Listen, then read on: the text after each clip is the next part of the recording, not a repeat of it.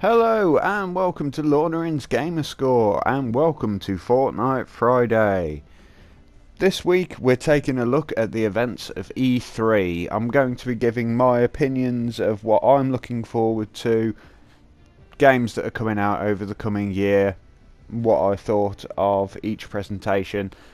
Didn't quite catch all of it, but I did my best, so let's jump right in.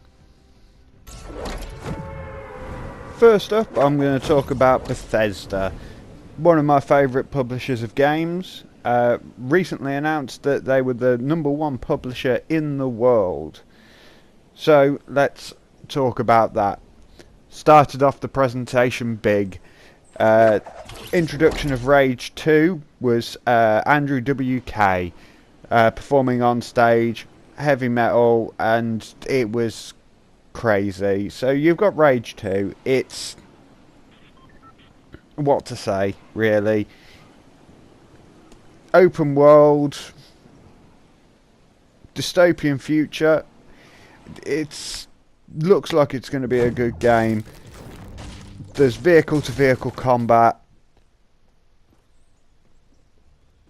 You know, guns, explosions. It's everything you want from a wasteland survival kind of game, really, isn't it? I mean, the weapons are insane. It's that they've got explosions and it's hard to really explain just how mental some of the weapons are in that game. So yeah, that's Rage 2. I'm looking forward to it. I'll probably end up getting it and having a look, but we'll have to wait and see. Next up in the Bethesda presentation was a deeper look into Fallout 76. Huge fan of Fallout 3. I'm a huge fan of Fallout 4. I couldn't believe it when they announced that Fallout 76 was coming out a couple of weeks ago, I think it was now. And they announced that it was going to be online play. Now, I know that a lot of people don't agree with the online play, but it's one of the things that I quite wanted in a Fallout game. The ability to, maybe not to the extent that they were talking about, which I'll get into in a moment, but maybe just playing with a couple of friends in like a closed server, just kind of adventuring and surviving together and helping each other out, etc. So the way that they've done it is relatively small servers, 12-ish people maybe, I think. They didn't give an exact number on that one, but they did say dozens, and each character on the server would be a real person. And that's all really they said about the online play. It is going to be quite interesting. So they're going to have dedicated servers, and you can play it solo if you want, but they didn't specify whether you'd still have to play it online solo or whether you could turn it into an offline mode. So it's going to be very building heavy by the looks of things as well. You have to build camps and set up bases. But the problem with that is that the weather systems have been improved. They mentioned that it is 16 times more graphically enhanced, or something along those lines, which I don't quite understand, because I don't see how you can measure that. But what they did say is that you'd be able to see weather systems approaching. Now, when you think about the other Fallout games, you did have the weather systems. You had the radiation clouds coming in, and they were just upon you, and you couldn't really plan for it, and then you had to run and hide. But now you can, and it's not like that you won't be able to see them coming, because they also announced that the map is going to be 4 times bigger than the one in Fallout 4. Now, Fallout 4 was a big map, so 4 times bigger than that, that's really something. So I'm very interested to see that. Other details, set in West Virginia. There are going to be 6 regions, new creatures, some of which based on folklore from West Virginia. So the environment's changed, so you could build your base up with your friends, on your own, whatever, in a certain place, thinking that you cleared it out, it was safe, and all of a sudden it could change dramatically, and you'll have to defend your base, you'll have to rebuild your base, you'll have to move your base. There's a lot of things going on there. Now, there's a couple of other things that they mentioned, but I don't want to ramble on too much about Fallout 76 because there's a lot of stuff to get through. What I will say is that there are multiple nuclear missile silos even throughout the wasteland. Now, they announced that you could do what you want with them. You can find the nuclear codes and you can launch nuclear weapons, and if you're playing online and there's another group of people that have been terrorizing your camp that just keep killing you and it's just starting to annoy you, it's going to be a case of you find out where their base is and you nuke it. But I mean, one good thing is they said it was a softcore survival game, so if you die, you'll still retain all of your progress, and if you change servers, they'll carry your character over to a different server. It's not a case of you always have to stay on one server, etc, etc. So that, it was announced, is coming on the 14th of November this year. There is a beta being announced, or beta even, being announced if you pre-order the game, but as far as I can work out, that's only available in the US and Canada, which is a bit of a shame because I would have quite liked to have a look at that. On the same note as Fallout, their mobile game, Fallout Shelter, they've released on the PS4 and Switch, and that is going to be free to play. It's riddled with microtransactions, but it might be worth a look, so I might have a look at that as well. Moving on to other mobile games, they announced Elder Scrolls Blades. Now, the way he was talking, it sounds like this is going to be a full Elder Scrolls experience, but on your mobile. Now, there was a lot of information about that. I can't remember all of it, but one of the things that did stick with me is he said that you'd be able to play it in portrait mode or in landscape mode, or as he likes to call it, meeting mode for portrait mode, because you can sit there with your phone in front of you on portrait mode and it doesn't look like you're playing a game. Now, other than that, it is allegedly free, and you can find out more information about that one at playblades.com. I cannot remember whether he gave a release date for it. Moving on, future releases from Bethesda. They did announce a next-gen single-player, all-new franchise. It's the first one they've released in 25 years.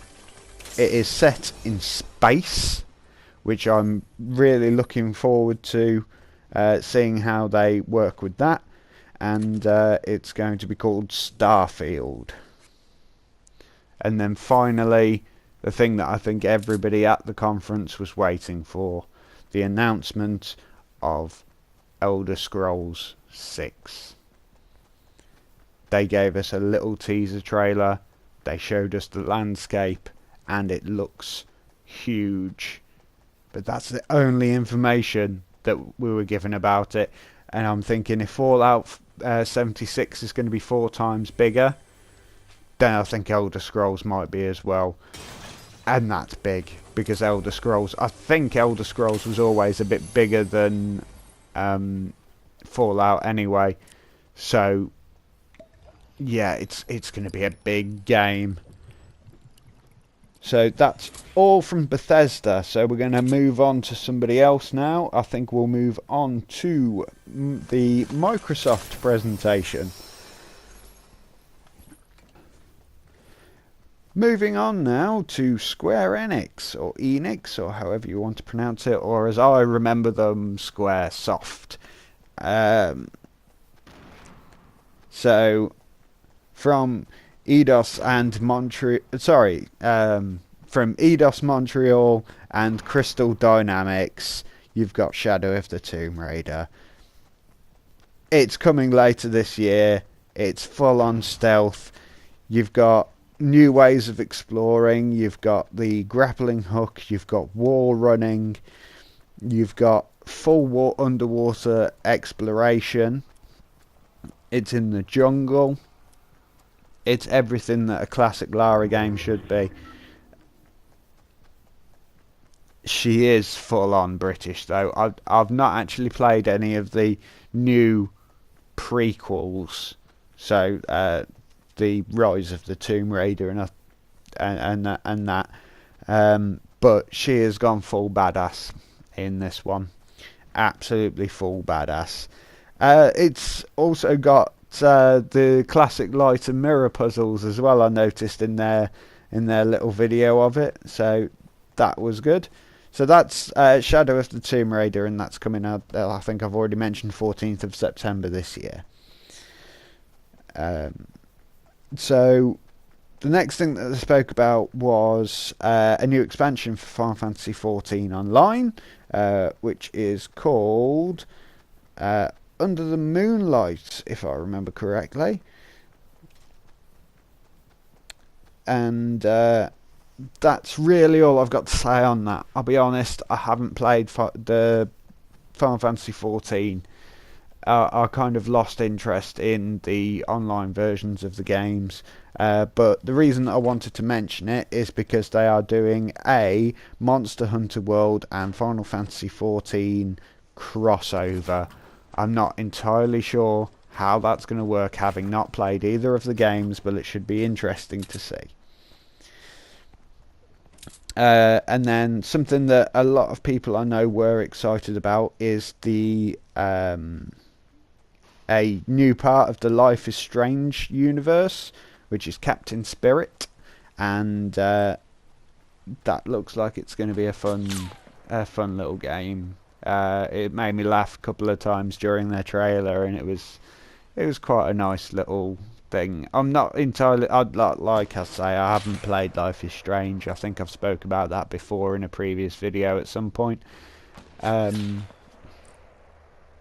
But I think it should be a nice little game. And on the plus side, they are saying that it's going to be 100% free to download and play.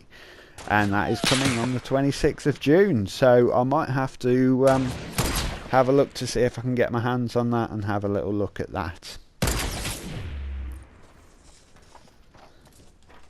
And then finally, and I'll get into why this part of Square Enix is so short in a moment, they spoke about Kingdom Hearts 3. I enjoyed playing the first game. I'm not going to lie. I haven't played the rest of them. I've played, I think it's 1 or 1.5. I can't remember. They have a weird numbering system for them. Anyway, this is Kingdom Hearts 3. It's got the new Disney films in it. It's got enhanced combat. It has got, well, it's got Disney and Square Enix characters in it. What more could you possibly want?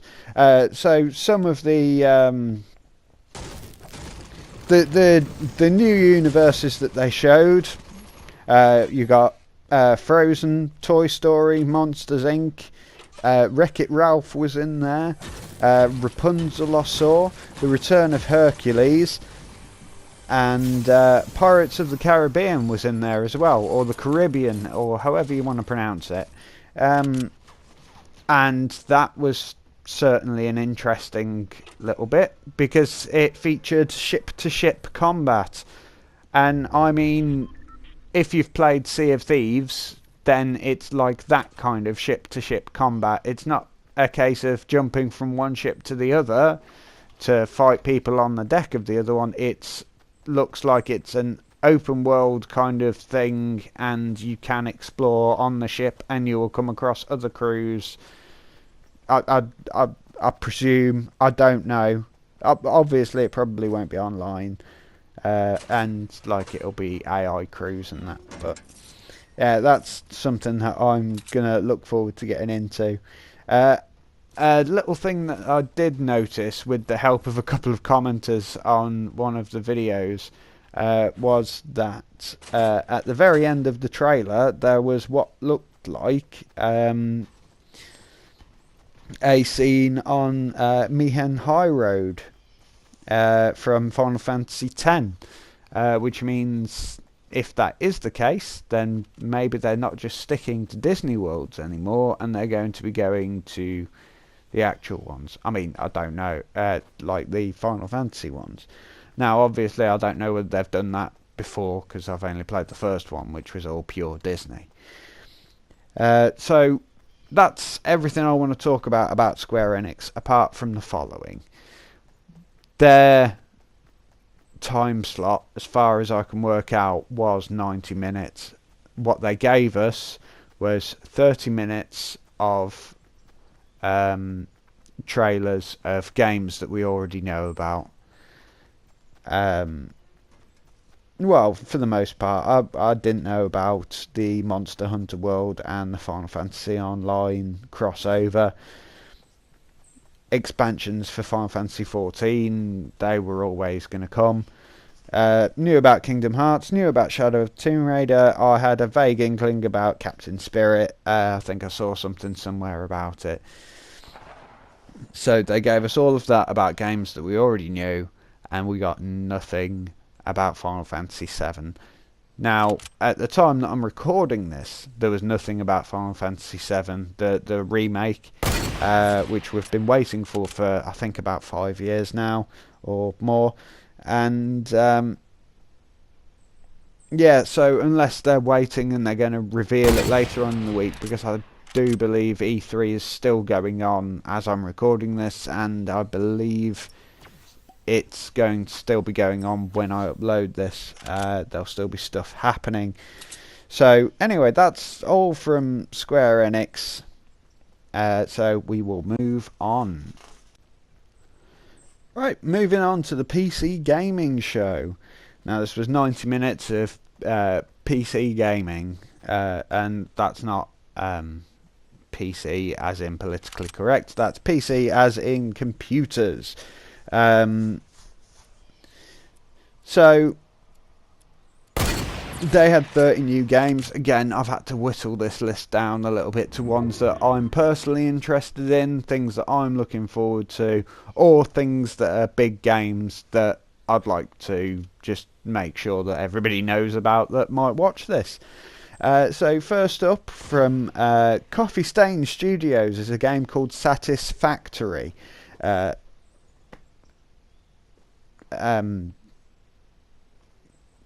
And it's a kind of reminiscent to something like No Man's Sky.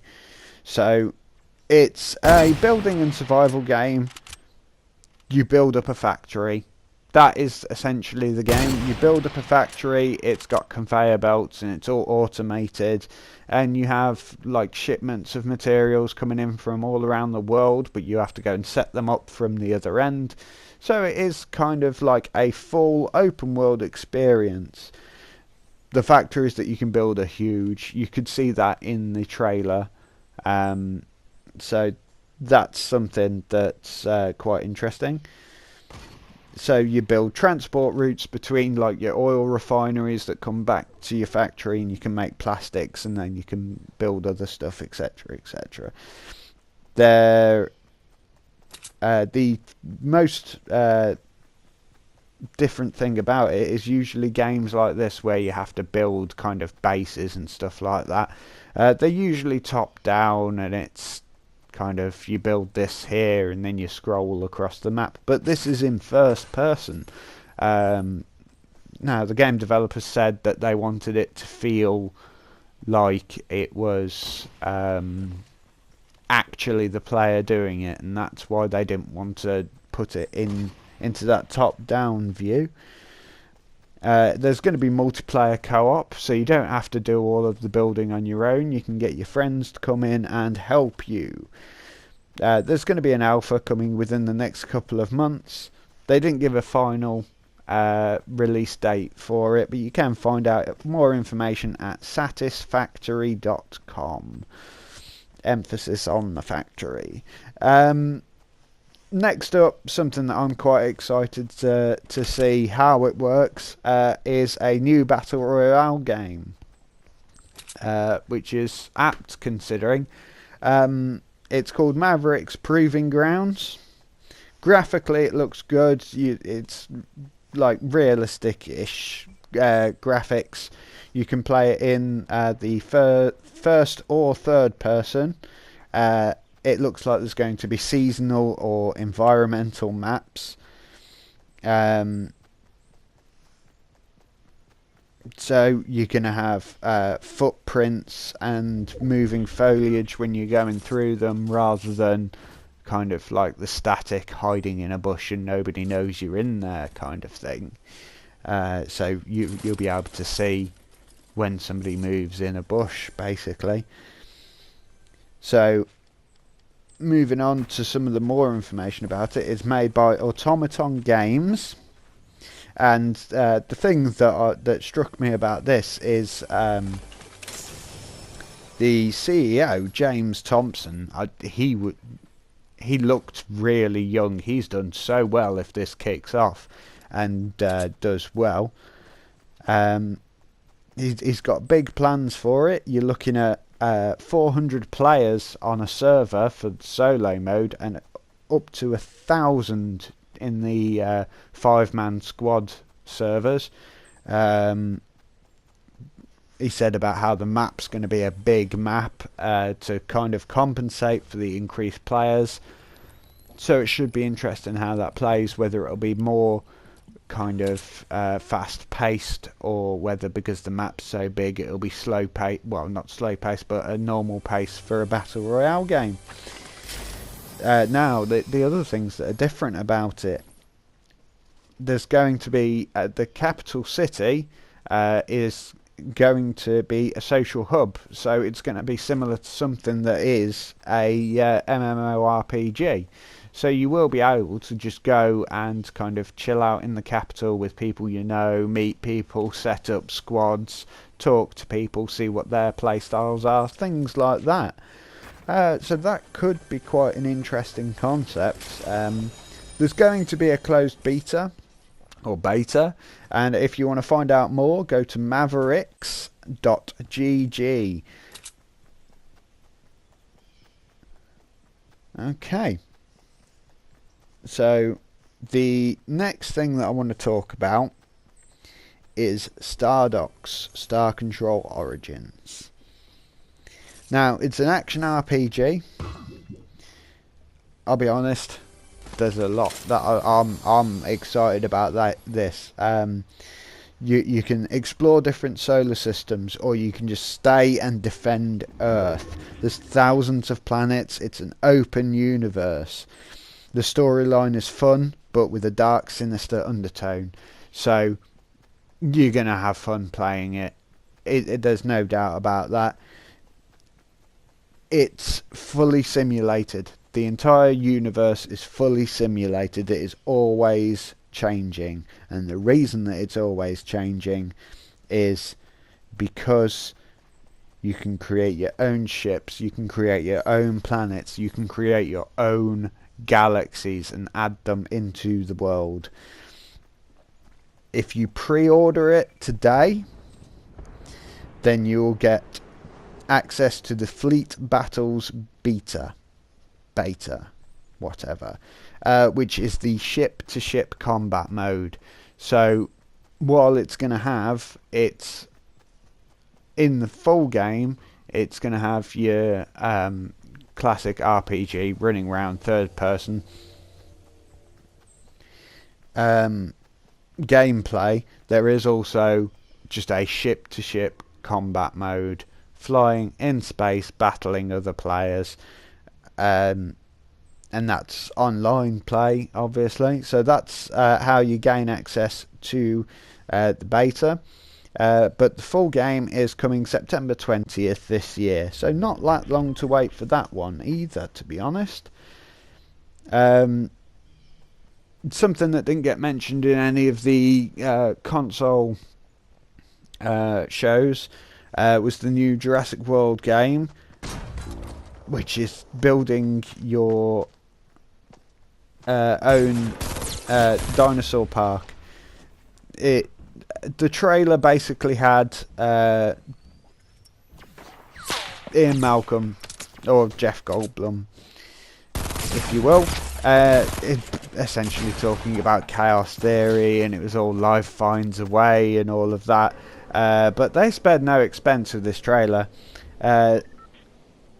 It basically showed all of the stuff that I already know, and hopefully we should have more information on Jurassic World Evolution for you soon, because it came out on the 12th of June and it's going to be coming up on the channel very soon.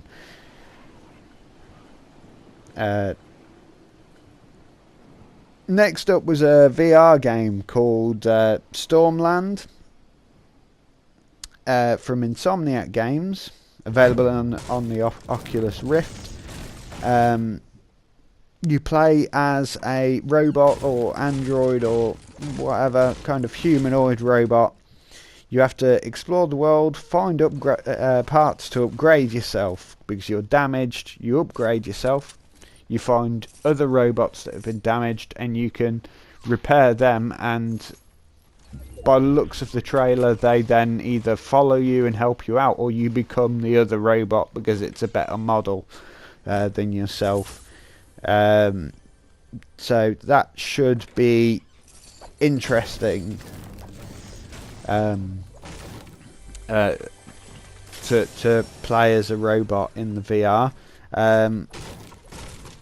So it's an ever-changing world every week, allegedly.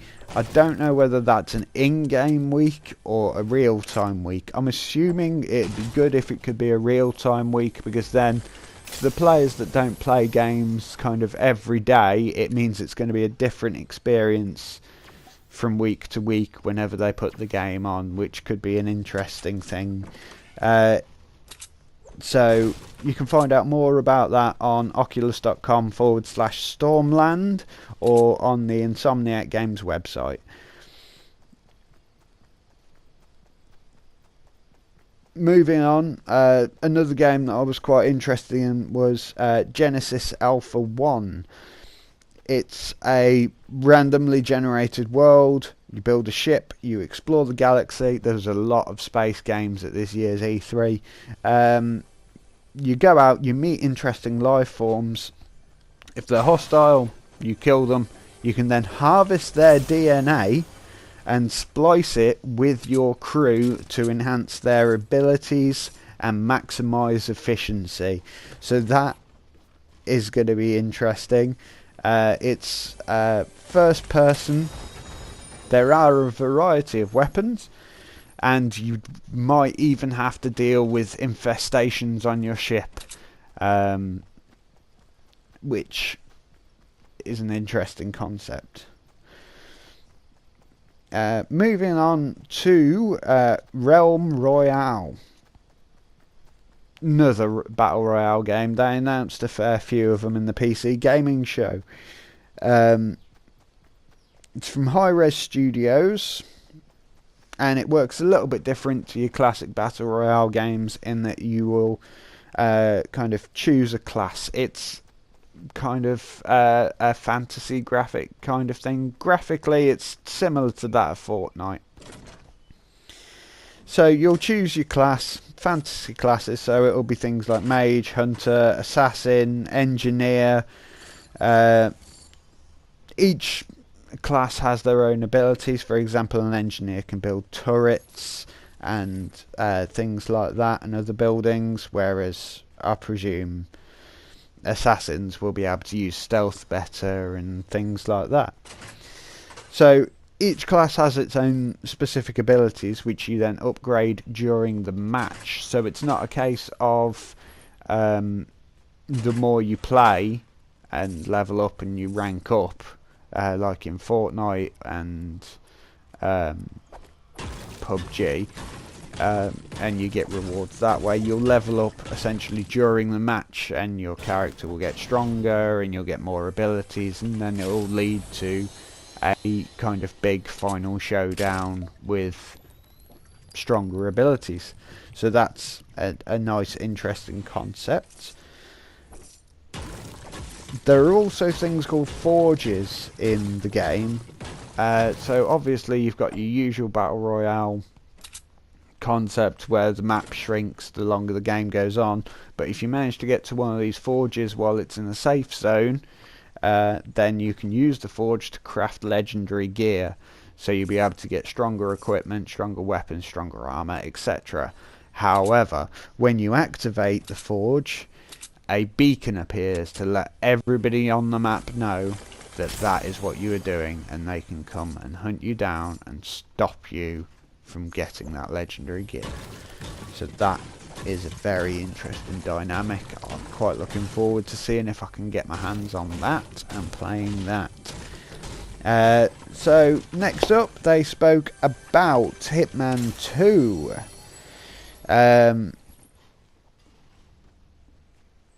It's your classic Hitman game. You have to use your environment to assassinate your targets. There seems to be a lot more variety in this one, a lot more options that you can take. One of the big things that they did talk about is you can use a briefcase to conceal different weapons and things like that. I don't know whether they mean just to kind of bring weapons into the game, and then when you equip them, it's equipped and you can't stuff it back in the suitcase, in the briefcase even, but we'll have to see about that.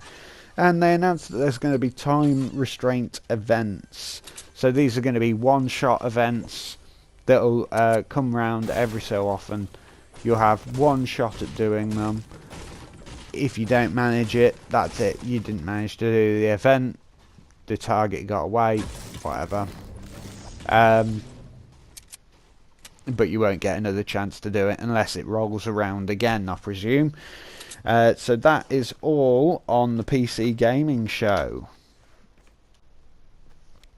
Alright, next up we're going to talk about the PlayStation presentation.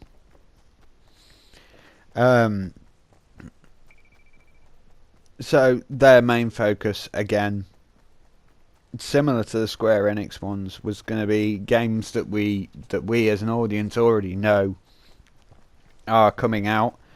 So I didn't really learn much about new games that are coming. So, well, first up, I suppose a little bit of backstory, but not backstory, but at the start of the presentation they were in kind of this big kind of tented kind of area, and then as the trailer came on it was decorated in the same way and things like that. So there was a lovely scene come on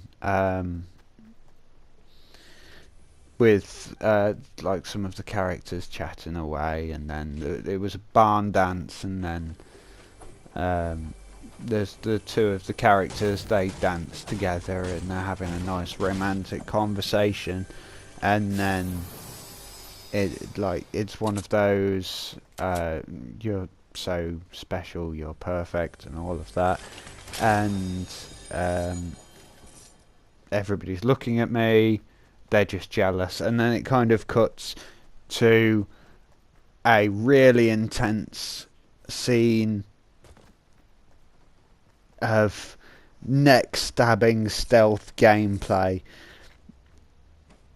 It was so tense, ducking and hiding to try and hide from enemies, sneaking up on enemies and pouncing on them, getting stealth kills.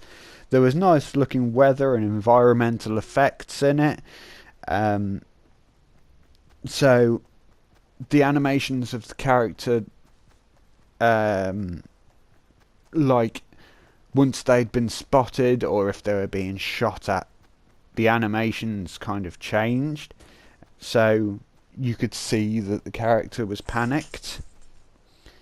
Kind of, you could hear the heavier breathing and running and the constantly looking over the shoulder. If they were being shot at, they were kind of ducking and weaving every time there were shots fired. One thing that they did mention was there's going to be some quick time events. I'm going to assume, well, I'm not going to assume that everybody knows what quick time events are, but just briefly, it's that, you know, when you're playing a game and it comes up like you're watching a nice little cutscene and then just all of a sudden it'll be like, oh, press X, and you'll have to grab the controller quickly because you were just chilling out during this long. Well, that's a quick time event. Anyway, so there'll be some of them in there. They said that they wanted to include. Apparently, they like them, but I don't know whether there was a part in the trailer. I don't know whether it was part of a quick time event or whether it was just the actual animations and gameplay.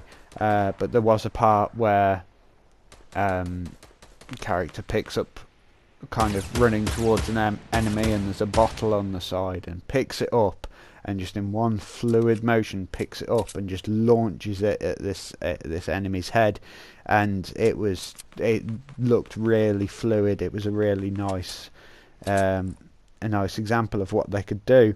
And then at the end of the trailer it cuts back to the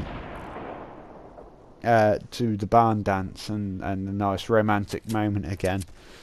And that was the end of the trailer for The Last of Us Part 2 from Naughty Dog. Didn't really give us a release date for that, unless it's out now. I don't really follow The Last of Us, but I might have to because that trailer was quite nice. I quite like the look of that. The next thing they announced was the Call of Duty Back in Black maps are being remastered. The Jungle, Summit, Slums and the Firing Range, they're being remastered. And then they announced that they were going to give us a free bonus game on PlayStation Plus, which was Black Ops 3, which is now available on PlayStation Plus, ready for download, which was nice of them. And then we had another trailer for a game, and it started off, it looked like it was going to be a VR game, and you started off as a rat. But I'm not going to sit here and do the whole tense, what games are you talking about, kind of like what I've just done with The Last of Us. What they showed us was some footage of Resident Evil 2, the remake. Now, I'm quite annoyed about this remake because I know obviously it's a smaller game, and you'll understand what I mean by that in a minute. But I heard that they were making this, I think, about a week ago, and now they've given us this trailer and told us it's going to be here next year. And with Final Fantasy VII, it might be coming soon. It might be coming soon. But anyway, enough about my ranting about how I want Final Fantasy VII Remake. So for those of you that don't know, where have you been? Resident Evil is a zombie survival horror game. Resident Evil 2 was, in my opinion at least, the one that started it all. I don't think the first one was as popular as the second one. I don't think Resident Evil 1 was as popular as Resident Evil 2.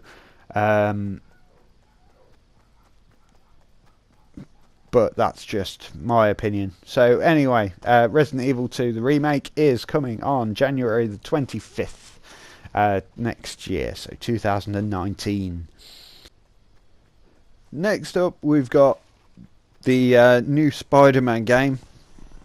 I don't really follow the Spider-Man franchise. I'm a fan of the Marvel Cinematic Universe, and I've been trying to keep up to date with that as best as I can. But with Spider-Man, it's never really interested me. I know he's a lot of people's favourite Marvel character, but for me, just doesn't. Anyway, with that in mind, it's the one with the white spider on his suit. Whether that means anything, I'm not quite sure. So it's got some excellent fight animations. It's got your traditional wall running and web swinging to get around the maps and stuff like that. And as is normally the case with most Marvel, including Spider-Man, I think, it is packed with one-liners.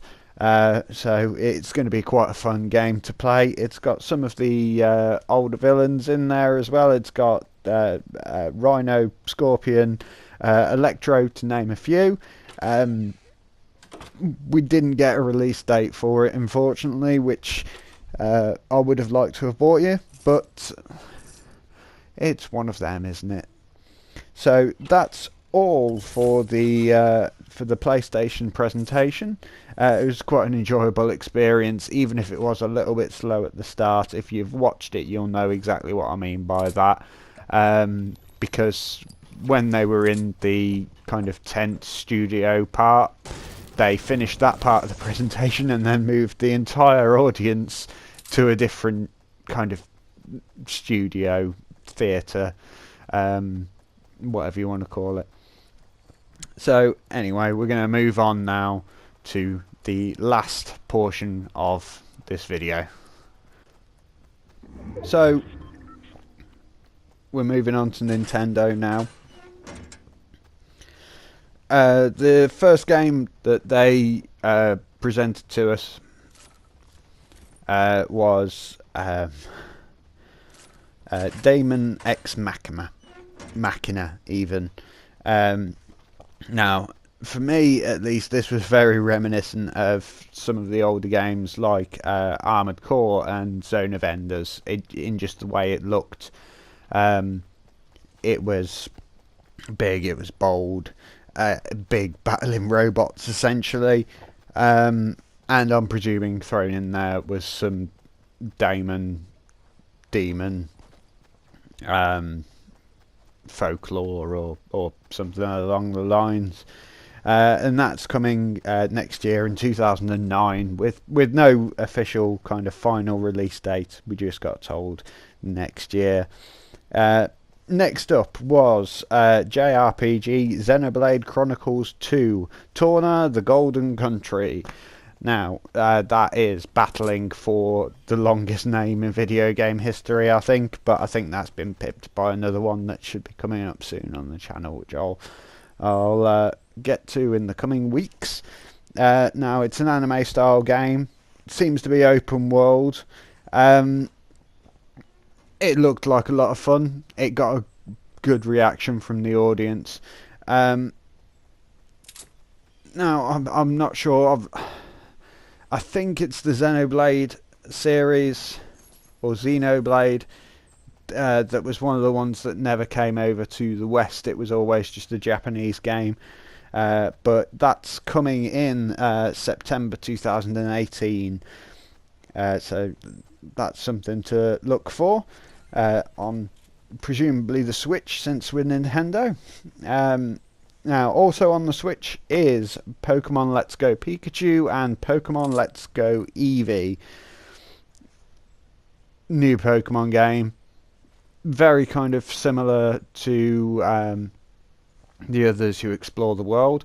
It's apparently set in the same kind of timeline as the first games, so I'm presuming what they meant by that is Pokemon Red, Blue, and technically Yellow as well. The catching style of the Pokemon is reminiscent of, well, not reminiscent, it is the same system that they used in Pokemon Go. Speaking of which, there is a part of the game where you can transfer your Pokemon from Pokemon Go into your Pokemon Let's Go Pikachu /Eevee. Now with that, it seems like it's kind of pointless to play the game, especially if you've played Pokemon Go and you've kind of caught all of them and just transfer all of them that are really powerful straight into the game, and then the game's just really easy. But I'm not sure whether it will be as simple as that. It might even be a case of if you transfer your Pokemon from Pokemon Go, you lose your Pokemon in Pokemon Go and they just go onto the Switch game instead.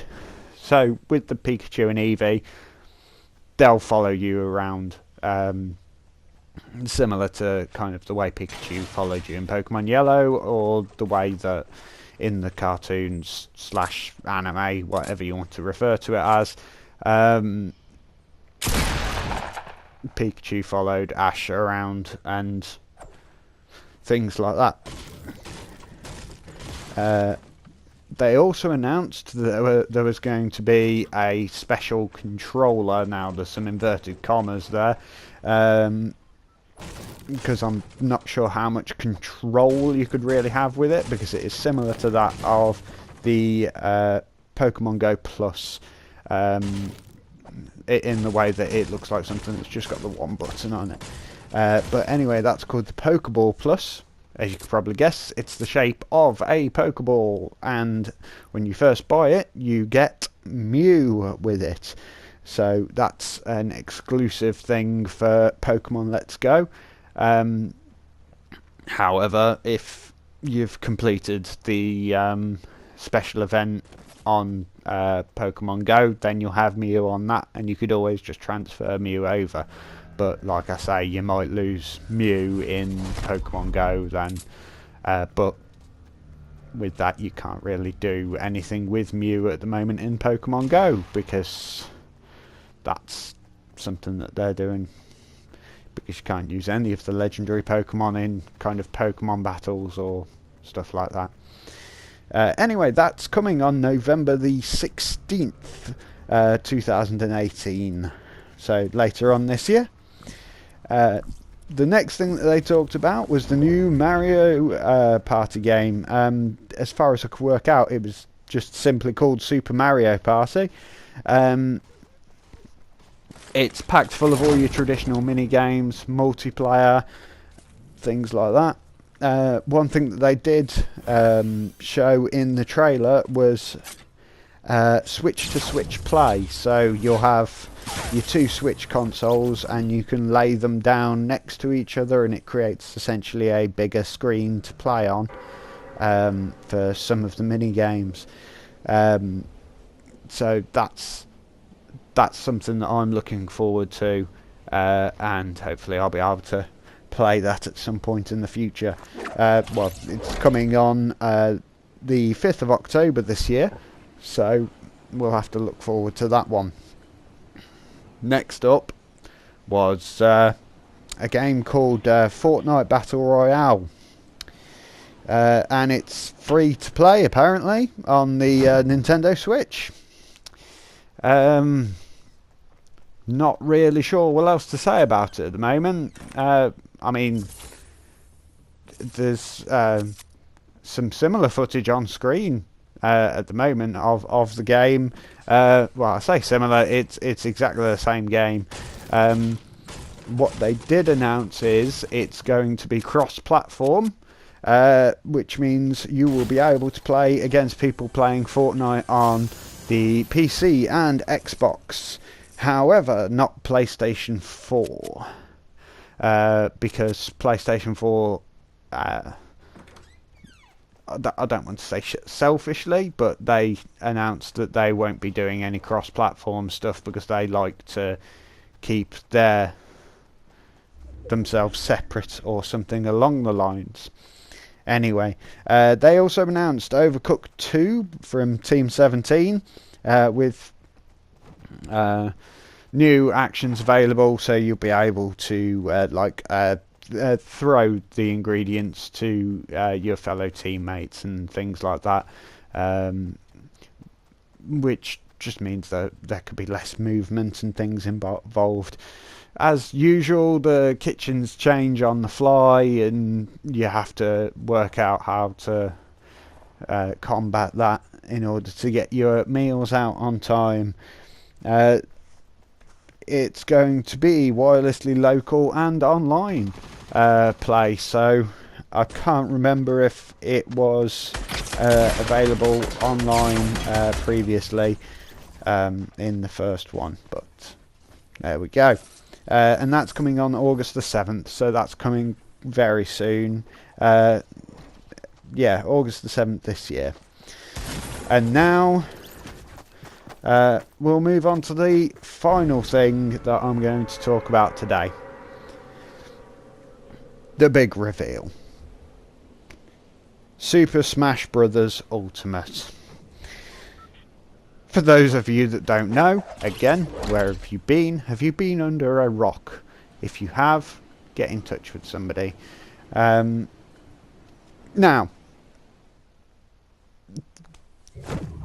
with Super Smash Bros. Ultimate, you've got 8-player battles available now. So you'll be able to have 8 people on one game. The starting roster is going to be quite small, probably 8-10 of the characters, but apparently they've streamlined the unlocking, so you'll be able to unlock new characters quickly so that you feel like you're progressing in the game more and more and more. You've got more items, you've got different Pokemon in the Pokeballs that appear in the game. They've introduced a directional air dodge, so you'll be able to dodge attacks as you're falling, but if you use it too much, then you become vulnerable. The one-on-one damage is more than if you were playing a big game, to kind of keep up the pace a bit more if there's only the two of you playing. So the other things that they revealed about it was that it's going to be GameCube controller compatible. Now, I'm not sure how that works, because I'm pretty sure that GameCube controllers were wired, whereas the Switch is not. So they also announced that the Super Smash Bros. Amiibo figures, they'd be compatible, so you'd be able to use them to unlock characters and things like that. So then onto the thing that a lot of people got excited about, the fighter roster. They announced it, all of it. I'm not going to go through all of it, but what I can tell you is that they said everyone is here. So you've got your typical Mario, Samus, Kirby, Bowser, Fox, Falco. You've got Sonic in this one. You've got a couple of Pokemon, Pikachu, Jigglypuff, Pichu's in there. You can be a Pokemon trainer, which will have Ivysaur, Squirtle and Charizard, which you can change on the fly. Inklings are in there this year. The Ice Climbers are back. Cloud from the Final Fantasy VII, he's in there. Snake is back from the Metal Gear series. DK's in there. You've got Bayonetta in there now. Diddy Kong's there. You can play Dr. Mario, Rob, the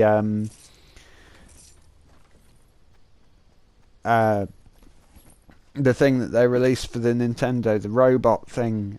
He's in there. Characters from Duck Hunt, which I'm not entirely sure how that one's going to work. You've got the 3 Links. You've got Toon Link, Young Link, and you've got the Breath of the Wild Link. So that's fun. Pac-Man's in there. So you've got all of these characters. You've got a brand new, what they're calling Echo Fighter. So similar to that of Peach, but it's Daisy. So it'll play exactly the same as Peach, but you'll be Daisy. So you can play as either of your favourite princesses. Bomberman also makes an appearance, which is quite interesting. But he's a kind of an assist kind of thing, I believe. Now, the other things to talk about are the maps, the actual maps that you can play on. Some of the ones that they showed were the classic Peach's Castle, the Spirit Train. You've got the Green Hill Zone and the Great Plateau Tower from the Breath of the Wild, to name a few. Now, the big reveal that they did at the end was that Ripley from the Metroid series is going to be making an appearance in Super Smash Bros. Ultimate. Now, the way that they showed it, I'm not sure whether it's just a boss battle or whether he's actually a playable character. I presume, since it was such a big reveal, that it is going to be a playable character, which could be quite interesting. Now, anyway, Super Smash Bros. Ultimate is going to be coming to Switch on the 7th of December this year, so just in time for Christmas. Now, that is all I have on E3. There were a couple of shows that I missed, unfortunately, due to scheduling conflicts and things like that. But I'll try to get as many as I can. I think Ubisoft was one of the ones that I missed, which I caught the start of that one. And I'll probably go back and watch the full thing at some point and maybe make another slightly shorter video on that next week, but I might not, depending on the information available. But I did catch the start, and it was a big start to the Ubisoft presentation. So that is all for my E3 video. We're going to have a little bit more of the Fortnite play in the background, and for another 5-10 minutes or so, and then it'll be the end of this video. If you did stay all the way through, thank you very much for listening to me ramble on about my opinions on E3. If you did enjoy listening to me ramble, then please like, share and subscribe to the channel, and thank you very much for watching. Enjoy Fortnite.